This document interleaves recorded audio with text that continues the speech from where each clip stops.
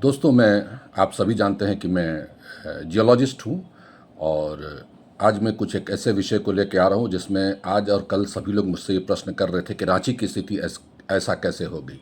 कि कल की ज़बरदस्त बारिश जो हुई थी, कल बारिश, उससे रांची की स्थिति बिल्कुल बिगड़ गई। और सबसे आश्चर्यजनक बात ये हुआ था कि सरकार को एनडीआरएफ की टीम को उतारनी पड़ी, जो रांची के लिए सबसे आश्चर्य का विषय था।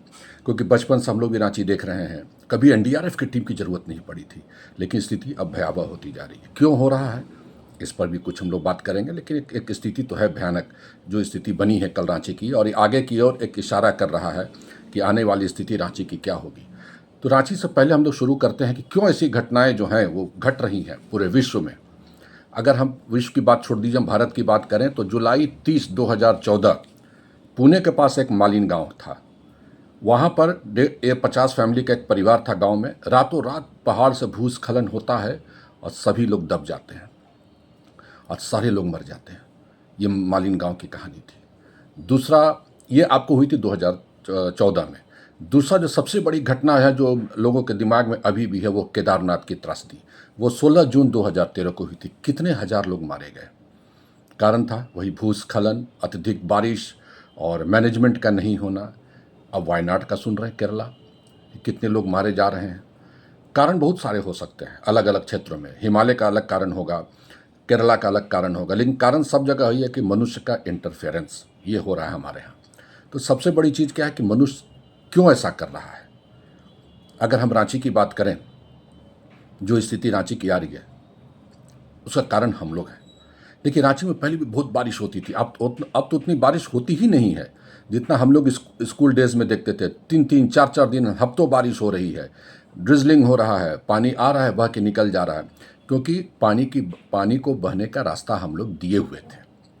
अब वो क्या हो रहा है कि बड़े बड़े अपार्टमेंट्स बन रहे हैं, एक एक जगह को भी हमको यूटिलाइज कर लेना है, नाली बंद कर दे रहे हैं। तो क्या होगा, आपको एक चीज़ मैं बता दूं, नदी जो है, पानी जो है, उनकी स्मृति बहुत तेज होती है।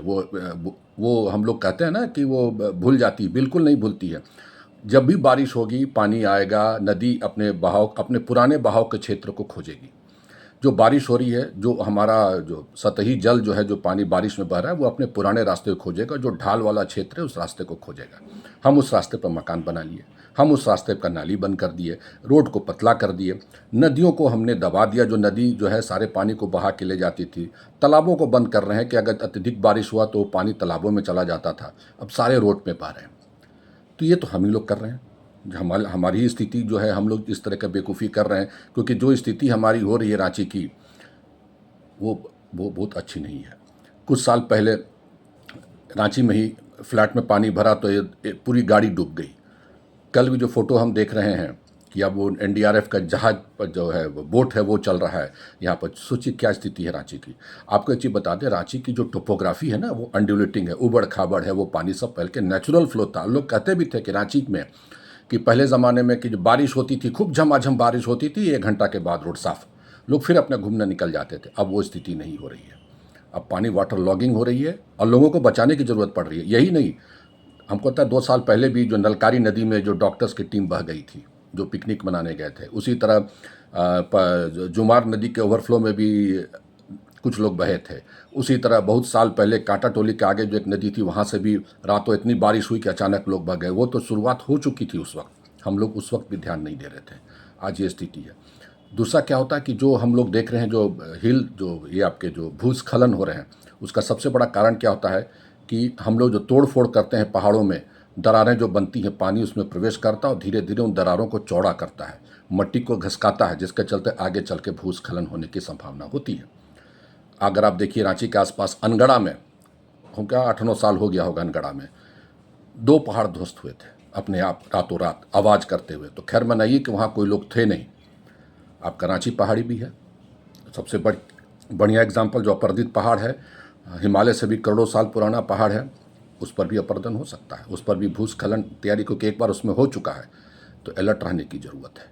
तो इस तरीके से अगर हम लोग देखें, जो हम लोग आज जो कार्रवाई कर रहे हैं कि नालियों को भर दे रहे हैं, हमने कहा ना कि नदी अपने पुराने क्षेत्र को खोजती है, अपने पुराने बहाव के क्षेत्र को। ये मत सोचिए कि आज जिस नदी में चाहे जिस जगह पे बाढ़ आ गया है, फिर आप सोचिए कि अगली बार नहीं आएगा, तो हम बेवकूफ़ होंगे। नदी में अगर आज बाढ़ आई है तो वो 200 साल 300 साल के बाद भी बाढ़ आ सकती है। ये नहीं कहा जा सकता कि अब बाढ़ नहीं आएगी। उसी तरह जो पुराने बहाव के क्षेत्र हैं नदी में, हमने घर बना लिया, वो पानी तो आएगा, वो अपने उसी जगह को खोजेगा। अगर उस जगह को नहीं मिला तो वो ऐसा नहीं है कि वो रास्ता बदल के निकल जाएगा बाईपास से, वो उसी जगह पर ठहरेगा और उसी जगह वो तांडव करेगा। ये बहुत ज़रूरी है इन चीज़ को समझने की, क्योंकि हम लोग यही पढ़ाते हैं और चीज़ों को समझते हैं कि रांची शहर की जो आज स्थिति हुई है ये चिंताजनक विषय है और इस पर हमें सोचने की आवश्यकता है कि हमें क्या करना है। नाली को बनाना है, नाली को ड्रेनेज, नाली छोटी नाली नहीं, हिसाब से मोहल्ले की जो नाली होती है बड़ी नाली, क्योंकि बहुत सारे फ्लैट्स बन रहे हैं, फ्लैट्स तो बन जा रहे हैं लेकिन वाटर ड्रेनेज मैनेजमेंट नहीं हो रहा कि पानी हम कहाँ निकालेंगे। ये बहुत बुरी स्थिति। कांके रोड का भी हमने देखा है, दम लगा जैसे कि हम तालाब में गुजर रहे हैं पानी का, ये है। करमटोली चौक का वही हाल, उसी तरह बहुत सारे क्षेत्रों का वही हाल था। और विश्व जो हम भारत की बात कर रहे हैं कि केरला से लेकर नॉर्थ ईस्ट, केदारनाथ से लेकर जो अभी आपका वहाँ भी भूस्खलन उत्तराखंड वगैरह में हुआ है, हिमाचल में हो रहा है, सब के जड़ के पीछे हम लोग हैं। जो हम लोग स्थिति किए हुए हैं आज कि ब्लास्टिंग कर रहे हैं, चट्टानों को तोड़ रहे हैं। रांची के पतरातू घाटी आप चले जाइए, वहाँ भी कई चट्टाने, अब तो तार बांध के लोग रोका है, लेकिन कई बोल्डर्स बड़े बड़े रोड पे आके गिरे थे। तो अब जो स्थिति है उसको समझने की ज़रूरत है। तो हमको लगता है कि इसमें एक मिल बैठ के काम करने की ज़रूरत है कि आने वाले समय में इससे बड़ी और त्रासदी नहीं आए, क्योंकि जो कल जो देखे हैं वो एक ट्रेलर है कि आपको लोग जहाज पर नाव उतारना पड़ा है एनडीआरएफ को। ये एक चिंता का विषय है।